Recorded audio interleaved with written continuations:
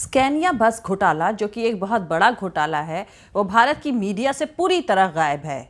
कोई follow up story नहीं है और ना ही कोई खोजबीन करके जानने की कोशिश करी जा रही है कि आखिरकार पूरा मामला क्या है। दरअसल जिस ढंग से ये मामला स्वीडिश मीडिया में उठाया गया, उसे देखते हुए ये एक बड़ा मुद्दा लग रहा है, लेकिन गोदी मीडिया ने इस बड़े मुद्दे को हल्का कर दिया। देश के ट्रांसपोर्ट मिनिस्टर नितिन गडकरी, जो भारत में तीसरी चौथी पोजीशन होल्ड करते हैं, उन पर यह इल्जाम लगाया गया है कि उन्होंने एक लग्जरी बस रिश्वत में ली है। जी हां, मनमोहन सिंह सरकार के मंत्रियों पर लगे करप्शन यानी भ्रष्टाचार के इल्जामों को मुद्दा बनाकर 2014 का लोकसभा चुनाव जीतने वाले नरेंद्र मोदी की सरकार के कैबिनेट मंत्री पर करप्शन का इल्जाम लग रहा है। ट्रांसपोर्ट मिनिस्टर नितिन गडकरी पर यह इल्जाम लगा है कि उनके कहने पर नागपुर नगर निगम ने स्वीडन की बस बनाने वाली कंपनी स्कैनिया से बसें खरीदी और उसके बदले में उस कंपनी ने गडकरी की फैमिली के एक शख्स की कंपनी को एक लग्जरी बस तोहफे में दी थी। वैसे कहा जाए तो सुनने में ये एक बड़ी बेवकूफ़ी भरी बात लगती है कि महज एक बस के लिए इतना बड़ा कैबिनेट मंत्री, जो खुद एक बड़ा इंडस्ट्रियलिस्ट भी है, ऐसा काम करेगा। लग्जरी बस जैसी रिश्वत तो किसी छोटे मोटे स्टेट का ट्रांसपोर्ट मिनिस्टर भी ना ले। किसी शहर के आरटीआई ऑफिसर के लेवल के रिश्वत का इल्जाम भारत जैसे देश के ट्रांसपोर्ट मिनिस्टर पर लगाया जा रहा है, तो क्या पूरा मामला फर्जी है? जी नहीं, बिल्कुल भी नहीं। आपको बता दूं, स्वीडिश टेलीविजन चैनल एसवीटी ने एक रिपोर्ट में यह खुलासा किया है कि बस बनाने वाली कंपनी स्कैनिया के ऑडिटरों को पता चला कि कंपनी ने 2017 में भारत के ट्रांसपोर्ट मिनिस्टर को स्पेशली डिजाइन करी गई एक बस तोहफे के तौर पर दी थी। स्कैनिया की मूल कंपनी फोक्सवैगन को सूत्रों ने यह इंफॉर्मेशन दी कि यह बस तोहफे में इसलिए दी गई थी कि उसे भारत में कोई बड़ा असाइनमेंट मिले। स्वीडिश लैंग्वेज की इस वेबसाइट पर छपी खबर में कहा गया है कि बस बनाने वाली कंपनी स्कैनिया ने भारत के ट्रांसपोर्ट मिनिस्टर से जुड़े एक शख्स की कंपनी को खास तौर पर फर्निश की गई एक बस दी। ये बस नितिन गडकरी की बेटी की शादी के मौके पर दी गई। यहां पर मैं आप लोगों को याद दिलाना चाहती हूं कि बोफोर्स के मामले में भी सबसे पहले स्वीडिश रेडियो ने ही खबर दी थी। उस खबर में बोफोर्स बनाने वाली कंपनी की इंटरनल रिपोर्ट के हवाले से कहा गया था कि कंपनी ने तोप का वो सौदा हासिल करने के लिए घूस दी थी। इसके बाद ही इस पर बवाल शुरू हुआ, जो आगे चलकर इतना बड़ा बन गया कि राजीव गांधी अगला चुनाव तक हार गए थे। वैसे नितिन गडकरी पहले भी कई विवादों के घेरे में रहे हैं। वक्त वक्त पर उन पर करप्शन के इल्जाम लगते रहे हैं। 2012 में जब वो बीजेपी के प्रेसिडेंट थे, तब उन पर एंटी करप्शन कैंपेनर्स की तरफ से लाखों डॉलर के सिंचाई घोटाले में शामिल होने का इल्जाम लगाया गया था। दिल्ली के चीफ मिनिस्टर अरविंद केजरीवाल, जो उस वक्त एंटी करप्शन कैंपेन चला रहे थे, उन्होंने गडकरी पर गरीब किसानों का पानी, बिजली और जमीन चुराने का इल्जाम लगाया था। उस वक्त नितिन गडकरी ने इन सभी इल्जामों से इनकार किया था और कहा था कि वो जांच के लिए तैयार हैं। 2014 में नितिन गडकरी ने अपने परिवार पर ई रिक्शा बनाने वाली कंपनी के साथ रिश्ते होने के आरोपों का खंडन किया था, जबकि मीडिया रिपोर्टों में दावा किया गया था कि नागपुर की कंपनी पूर्ति ग्रीन टेक्नोलॉजीज, जिनका इंटरेस्ट ई रिक्शा में था, उसके काफी करीबी रिश्ते गडकरी की फैमिली के साथ थे। उस वक्त भी ट्रांसपोर्ट मिनिस्टर नितिन गडकरी ने इन सभी इल्जामों को बेसलेस बताया था और अब नितिन गडकरी ने इन इल्जामों को भी गलत बताया है, जिनमें कहा गया है कि स्वीडन की बस बनाने वाली कंपनी स्कैनिया ने नवंबर 2016 में जिस कंपनी को लग्जरी बस दी थी, उसका नितिन गडकरी के बेटे के साथ बहुत करीबी रिश्ते हैं। गडकरी के ऑफिस ने इन आरोपों को मैलिशियस, मनगढ़ंत और बेसलेस बताया है। उनके ऑफिस की तरफ से जारी बयान में कहा गया है कि इस तरह के दावे करना कि बस के लिए पेमेंट नहीं किया गया था और उसे नितिन गडकरी की बेटी की शादी में इस्तेमाल किया गया है, सिर्फ इमेजिनेशन यानी कल्पना है। नितिन गडकरी के ऑफिस ने यह भी कहा है कि स्कैनिया बस का पूरा मामला स्वीडन की कंपनी का इंटरनल मैटर है। इसलिए स्कैनिया इंडिया के ऑफिशियल्स यानी आधिकारिक बयान का इंतजार करना बेहतर होगा। आपको बता दूं कि जिस दिन यह मामला सामने आया था उस दिन सोशल मीडिया पर कुछ जानी मानी हस्तियों ने ट्वीट किया था कि सेक्रेटरी ऑफ रोड ट्रांसपोर्ट की पोस्ट पर रह चुके आईएएस ऑफिसर विजय छिब्बर ने रिटायरमेंट के बाद 2017 में स्कैनिया कंपनी की भारतीय इकाई स्कैनिया इंडिया में इंडिपेंडेंट डायरेक्टर के पद पर कैसे जा बैठे। क्या यह कॉन्फ्लिक्ट ऑफ इंटरेस्ट का सीधा सीधा मामला नहीं बनता है?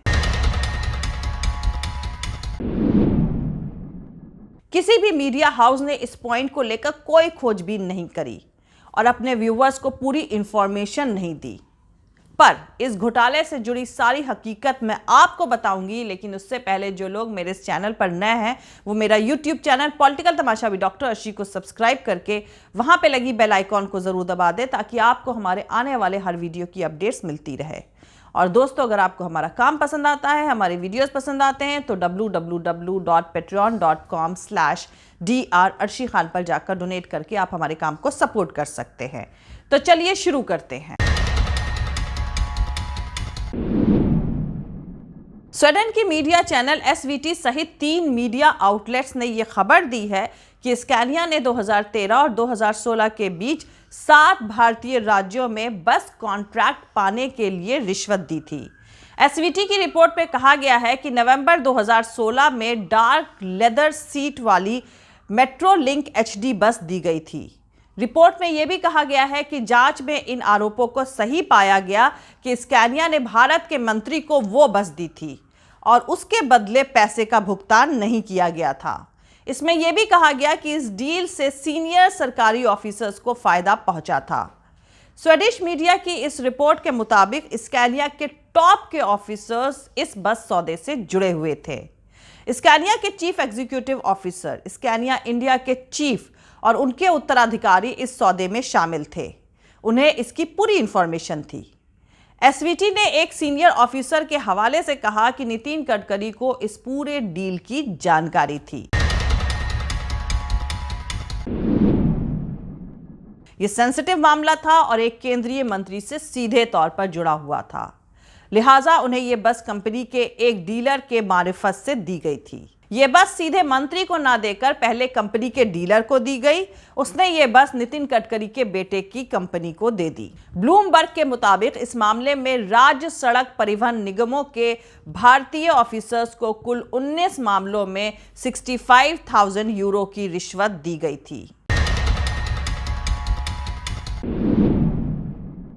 एक इंटरनल जांच का हवाला देते हुए ZDF ने कथित तौर पर कहा कि स्कैनिया ने पब्लिक सेक्टर की कोयला खनन कंपनी को बेचने के लिए 100 ट्रकों के लिए रजिस्ट्रेशन पेपर्स में गड़बड़ी करी। एसवीटी के हिसाब से कंपनी ने ट्रकों पर चेसिस नंबर और लाइसेंस प्लेट बदलकर धोखाधड़ी करी। स्कैनिया के स्पोक्सपर्सन ने रॉयटर को बताया कि कंपनी ने 2017 में अपनी इंटरनल जांच शुरू कर दी थी और इस पूरे मामले में रिश्वतखोरी और बिजनेस पार्टनरशिप के जरिए रिश्वत देने के साथ साथ गलत बयानी भी शामिल है। दरअसल इंटर स्टेट ट्रांसपोर्टेशन के लग्जरी बस सेगमेंट में 2 ऑप्शन हैं, एक वॉल्वो और दूसरी थी स्कैनिया।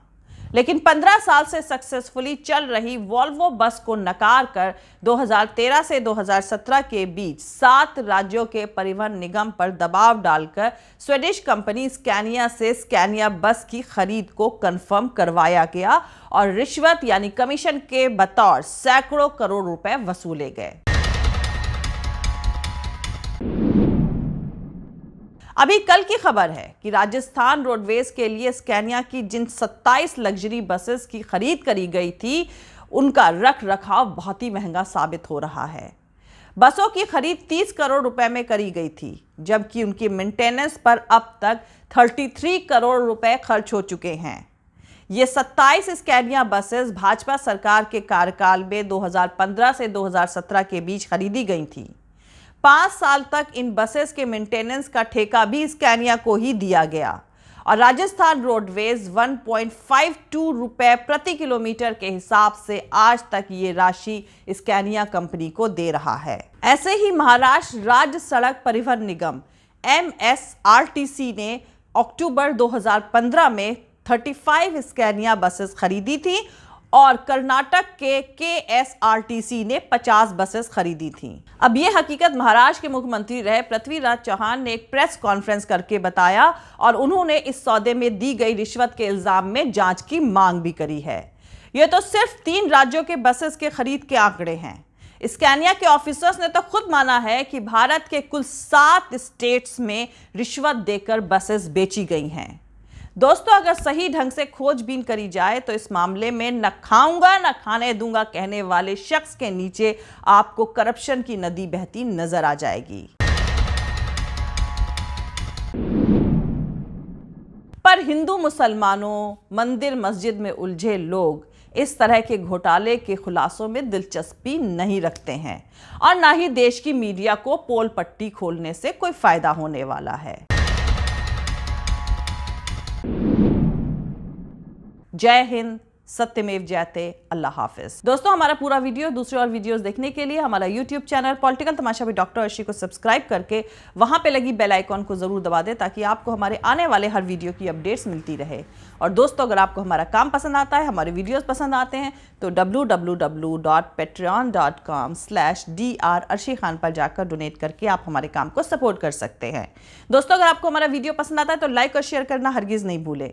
आप हमें फॉलो भी कर सकते हैं हमारे ट्विटर, इंस्टाग्राम और फेसबुक पेज पर। मेरा Twitter handle @arshi_aziz Khan। Thank you. मिलते हैं अगले वीडियो में।